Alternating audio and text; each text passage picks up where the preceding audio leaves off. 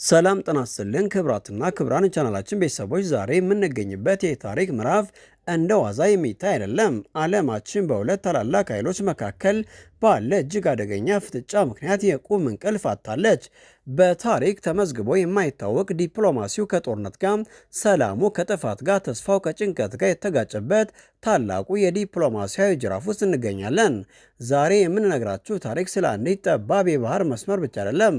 ስለ ቢሊየን ህዝቦች ኑሮ፣ ስለ ዓለም ኢኮኖሚ መፈራረስና ስለ ሶስተኛው የዓለም ጦርነት ስጋት ነው። ፕሬዝዳንት ዶናልድ ትራምፕ የሰጡት የ48 ሰዓት የጊዜ ገደብ ሊያበቃም ጥቂት ሰዓታት ብቻ ቀርተውታል። ከዚህ ሰዓት በኋላ ዓለም ወደ ሰላም ትመለሳለች ወይስ ወደማይታወቅ ጥፋት ውስጥ ትገባለች? ይህንን እጅግ ሰፊና ዝርዝር ዘገባ እስከ መጨረሻው ተከታተሉ። ሁኔታው የጀመረው ባለፈው ሳምንት መጨረሻ ላይ ነበር። የአሜሪካ የጦር ኃይል በኢራን ስትራቴጂካዊ ቦታዎች ላይ ከፍተኛ ጥቃት ለመሰንዘር አዝራሩን ለመጫን ሰከንዶች ብቻ ቀርተውት ነበር። ዓለም ጦርነት ተጀመረ ብላ በጠበቀችበት በዚህ አስጨናቂ ቅጽበት ፕሬዝዳንት ዶናልድ ትራምፕ በድንገት ትዕዛዙን አቆሙ። ድርድር ላይ ነን፣ ሰላማዊ መንገድ አለ በማለት ዓለምን አስገረሙ። ነገር ግን ከቴህራን የተሰማው ምላሽ ሌላ ግራ መጋባትን ፈጠረ። የኢራን ባለስልጣናት ምንም አይነት ድርድር አላደረግንም፣ ትራምፕ ውሸታም ናቸው የሚል ጠንካራ መግለጫ ሰጡ። ይህ የቃላት ጦርነት ዋሽንግተንን አስቆጣ። ትራምፕ ኢራንን ህዝብ እያሳሳታችሁ ነው ሲሉ ከሰሱ። በዚህ መካከል ግን ዓለም የማታውቀው አንድ ትልቅ ሚስጥር በኦማን በረሃዎች ውስጥ እየተቀነባበረ ይገኛል። በአደባባይ ዛቻ እና ስድብ እየተለዋወጡ በስተጀርባ ግን በኦማን አስተናጋጅነት ታላቅ ሚስጥራዊ ድርድር ሲያካሂዱ እንደነበር የአክሲዮስ ዘገባ አጋልጧል።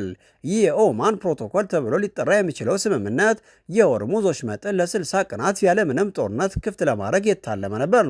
የድርድሩ ቁልፍ ሰዎች የአሜሪካው ልዩ መልእክተኛ ስቲቭ ስኮፍ፣ የኢራኑ የውጭ ጉዳይ ሚኒስትር አባስ አራቅቺ እና የኦማኑ መሪ ባድር አል ሱዳይዲ ነበሩ።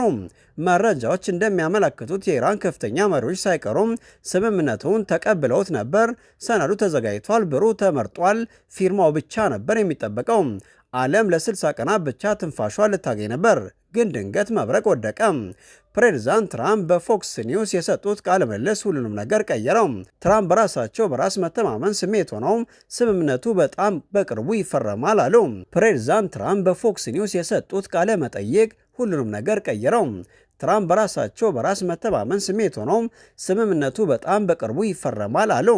እዚህ ላይ ቢቆሙ ኖሮ ምናልባት ዛሬ ሰላም በሰፈነ ነበር። ነገር ግን ትራምፕ የለመዱትን ከፍተኛ ጫና መጠቀም ፈለጉ።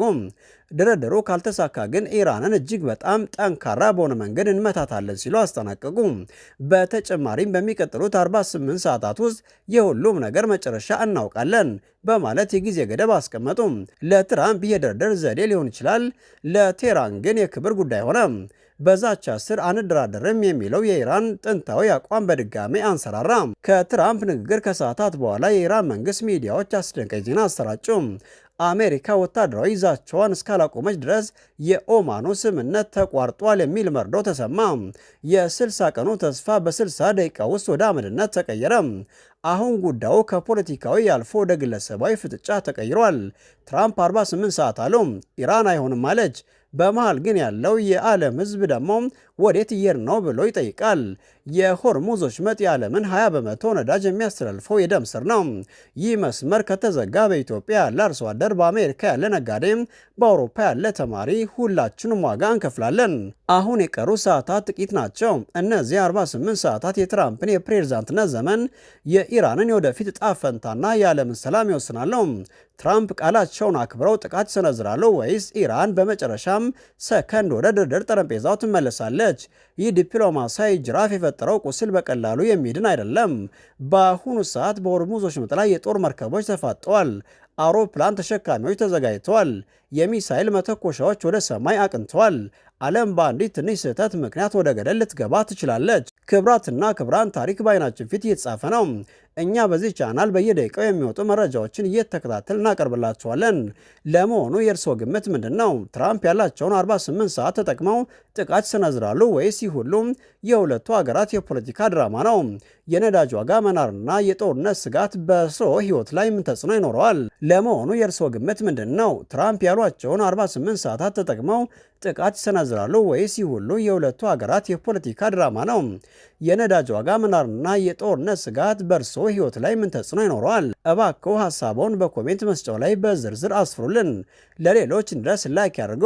ይህንን ትልቅ ጉዳይ ለወዳጅ ዘመዶ ሼር በማድረግ ግንዛቤ ይፍጠሩ። እንደዚህ ያሉ ጥልቅና ሰፊ ዘገባዎችን ለማግኘት ሰብስክራይብ ማድረጋችሁን እና የደውል ምልክቱን መጫን እንዳትረሱ። እንግዲህ ክብራትና ክብራን አሁን የደረስንበት የታሪክ ምዕራፍ እጅግ አሳሳቢ፣ ግራ የሚያጋባና የዓለምን የወደፊት እጣ ፈንታ በአንድ አፍታ ሊቀይር የሚችል ነው። ዛሬ የተመለከትነው ዲፕሎማሲያዊ ጅራፍ የምንለው ክስተት እንዲሁ በሁለት ሀገራት መካከል ያለ ተራ አለመግባባት አይደለም። ይህ በኃያሏ አሜሪካና በኢራን መካከል የሚደረግ ዓለምን የወደፊት እጣ ፈንታ በአንድ አፍታ ሊቀይር የሚችል ነው። ዛሬ የተመለከትነው ዲፕሎማሲያዊ ጅራፍ የምንለው ክስተት እንዲሁም በሁለት ሀገራት መካከል ያለ ተራ አለመግባባት አይደለም። ይህ በኃያሏ አሜሪካና ኢራን መካከል የሚደረግ የዓለምን የደም ስር የሆርሙዝ ወሽመጥን መታጠቂያ ያደረገ ታላቅ የኃይል ፍጥጫ ነው። ፕሬዝዳንት ዶናልድ ትራምፕ ራሳቸው አንደበት የሰጡት የ48 ሰዓት የጊዜ ገደብ ልክ እንደ ሰዓት ቦምብ እየቆጠረ ነው። በአንድ በኩል የድርድር ጥበብ በሚል ስልታቸው ኢራንን አንበርክከው ታሪካዊ ስምምነት ለመፈረም ይፈልጋሉ።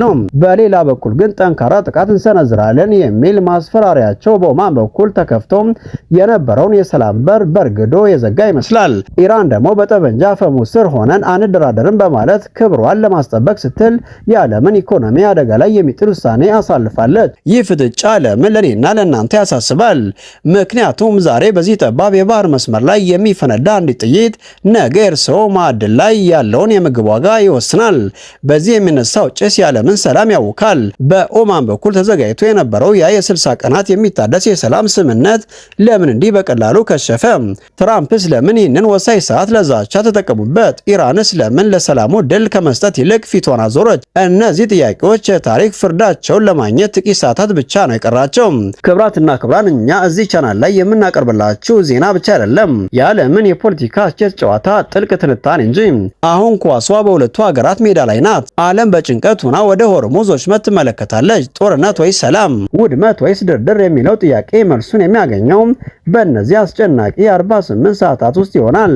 አሁን ተራው የእናንተ ነው። ይህ ጉዳይ በእውነት ያሳስባችኋል? ፕሬዝዳንት ትራምፕስ እየተከተሉት ያለው መንገድ ዓለምን ወደ ሰላም ያመጣል ወይስ ወደ ጥፋት? ዓለምን ወደ ሰላም ያመጣል ወይስ ወደ ጥፋት? ኢራንስ ይህንን የሰላም እድል መጠቀም ነበረባት ትላላችሁ? የእያንዳንዳችሁን አስተያየት ለእኛ ለሌሎች ተመልካቾች ትልቅ ብርሃን ነው። ስለዚህ አሁኑኑ ያላችሁን ስሜትና ትንታኔ በኮሜንት መስጫው ላይ አጋሩን። እያንዳንዱን ኮሜንታችሁን በንቃት እናነባለን። ከዚህ በተጨማሪ መረጃ ለብዙዎች እንዲደርስ የዓለምን ወቅታዊ ሁኔታ ሁሉም እንዲገነዘብ ቪዲዮ ላይክ ማድረጋችሁ እንዳትረሱ። ለምትወዳቸው ጓደኞቻችሁና ቤተሰቦቻችሁ ሼር በማድረግ ግንዛቤ ፍጠሩ። በየደቂቃው የሚወጡትን እነዚህን ሰበር መረጃዎች ለመከታተል በየደቂቃው የሚለዋወጡን ይህንን ሰበር መረጃ ለመከታተል ደግሞ እስካሁን ሰብስክራይብ ያላደረጋችሁ ካላችሁ አሁኑኑ ቤተሰብ በመሆን የደውል ምልክቷን ተጫኑ። ሰዓቱ እየቆጠረ ነው። እኛም ከዜናው ጀርባ ያለውን እውነት ፍለጋ ጉዟችንን እንቀጥላለን። በሚቀጥለው ሰዓት አዲስ መረጃ እንደደረሰን በሰበር ዜና እንገናኛለን። እስከዚያው ድረስ አስተዋይ ልቦና ለዓለም መሪዎች፣ ሰላም ለዓለማችን እየተመኘው